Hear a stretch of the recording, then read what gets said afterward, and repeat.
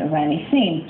On Saturday, though, for the first time in almost 10 years, opposition parties defied that ban in their thousands. Their demands for free and fair elections were met with tear gas and water cannon. Amid complaints, chemicals were used against them. Hamish MacDonald found himself at the centre of these clashes. This is democracy, Malaysian style. Riot police surrounded the protesters and moved in with water cannons, dumping their chemical load.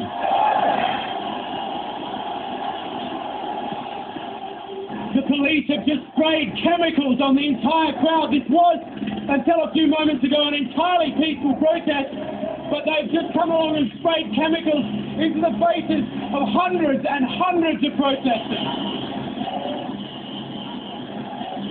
Thousands ran into Masjid Jamek, one of Malaysia's most historic mosques. They screamed for open democracy and emerged again, defiant. Do you think the people are afraid of the authorities? They are not afraid. That I can assure you. Defiance was met by shots of tear gas. This rally was organised to demand free elections, a contentious issue in this country, which has had one party in power since independence. That ruling party, UMNO, said the protest was illegal. Of course, it is a clash, and of course, people will not be very happy. But it's the thing that we try to avoid. As we say that if you want to have, we have to get a peaceful. Elections are widely expected to be held early next year, but today Malaysia's democratic values were truly tested. Hamish MacDonald, Al Jazeera, Kuala Lumpur. Those protests were led by, among others, the former Deputy Prime Minister Anwar Ibrahim. The last big protest was sparked by his corruption trial and subsequent sacking 10 years ago. Earlier he spoke to my colleague Kamal Santa Maria, who began by asking him why his supporters chose to provoke the government by defying the ban. We have exhausted all avenues, appeals, submissions, memorandums to the Election Commission, but the fraudulent practices continue. The vote rigging continue, and thousands of phantom voters identified.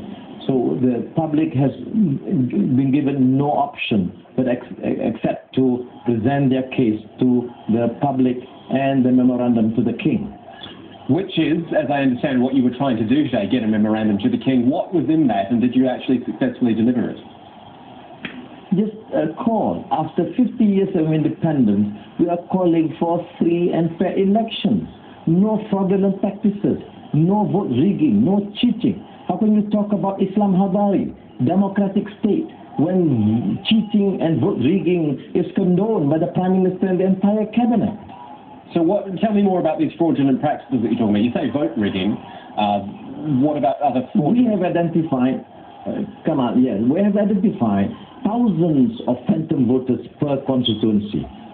We have adduced this evidence and facts to show that in a small constituency, hundreds of voters ranging from 100 to 120 years old, which is just silly. I mean, it doesn't make sense at all. But there was no action from the part of the authorities and the Election Commission, working, in fact, to the contrary, at the behest of the UMNO political leaders to continue to cheat and continue with the vote rigging. The people who protested today, they numbered in their thousands by all accounts. A big number, obviously, but in the grand scheme of things, in Kuala Lumpur, in the whole country, do they represent the majority, do you think? I believe they represent the majority. The number was not small. The Prime Minister came out with a very strong warning: don't challenge my authority. But what about vote rigging? What about constitutional mandate of free and fair elections? Now, the number just in front of the palace ranged 30 to 40,000. There were thousands others, groups all over the city. There were hundreds of buses blocked from coming into Kuala Lumpur. There were thousands of others. And I believe, given an opportunity to express themselves, hundreds and thousands, even millions are prepared to come down and just register peacefully. It's amazing. The entire procession was very peaceful, except that incident where the police were very harsh and ruthless against peaceful protesters near the mosque. So absolutely peaceful. You're saying you were completely unprovoked in this today? Well, I was there in this vicinity of the palace.